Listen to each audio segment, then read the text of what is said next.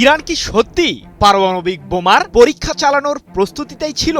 এ সম্পর্কে মার্কিনী গবেষকদের তথ্যে উঠে এসেছে চাঞ্চল্যকর চিত্র, যার জন্য হয়তো মোটেও প্রস্তুত ছিলেন না যুক্তরাষ্ট্রের প্রেসিডেন্ট ডোনাল্ড ট্রাম্প। যদিও সাম্প্রতিক সময়ে ইসরায়েলের প্রধানমন্ত্রী বেনিয়ামিন নেতানিয়াহু দাবি করেছিলেন যে কমপক্ষে ১ বছর আগেই পারমাণবিক অস্ত্র তৈরি করে ফেলত ইরান। তবে কি সাম্প্রতিক যুদ্ধে ইরানের পারমাণবিক কার্যক্রম ধ্বংস করতে সফল হয়েছে ইহুদিবাদীরা, নাকি এখনো বীর দর্পে এই কর্মসূচি এগিয়ে নিচ্ছে তেহরান? প্রশ্ন হলো, কোথায় আছে ইরানের কাছে থাকা প্রায় ৪৪০ কেজি ওজনের সমৃদ্ধ ইউরেনিয়ামগুলো?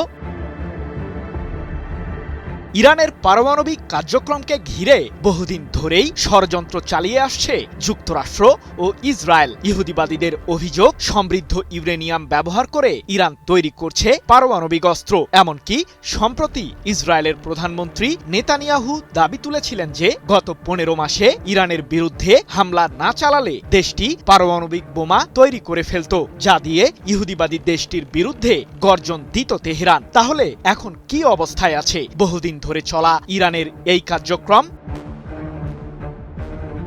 ইরানের কাছে থাকা প্রায় ৪৪০ কেজি ওজনের সমৃদ্ধ ইউরেনিয়ামকে ঘিরে আজও ধোঁয়াশার মধ্যে সময় পার করছে যুক্তরাষ্ট্র ও ইসরায়েল। ৬০%-এরও বেশি মাত্রায় সমৃদ্ধ এসব ইউরেনিয়াম প্রসঙ্গে সম্প্রতি ইসরায়েলের একজন শীর্ষ সামরিক কর্মকর্তা বলেছিলেন যে ১১টি পারমাণবিক বোমা তৈরির জন্য যথেষ্ট পরিমাণে ইউরেনিয়াম রয়েছে ইরানের কাছে।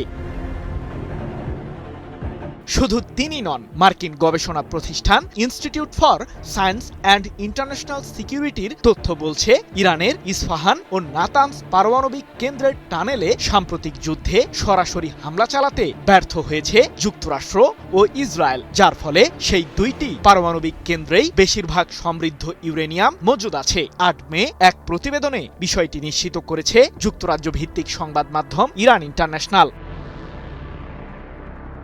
তবে এতটুকু তথ্যের মাঝেই থেমে থাকেনি মার্কিনী থিঙ্ক ট্যাঙ্কটি। ইরানের কাছে ৬ থেকে ৯টি পারমাণবিক কেন্দ্র রয়েছে, যেগুলোতে সাম্প্রতিক যুদ্ধে হামলা চালিয়েছে ইহুদিবাদীরা, যার মধ্যে কমপক্ষে ৭টি পারমাণবিক কেন্দ্রে অস্ত্র তৈরির কাজ চালাচ্ছিল ইরান, এমনটাই দাবি institute for science and international সিকিউরিটির।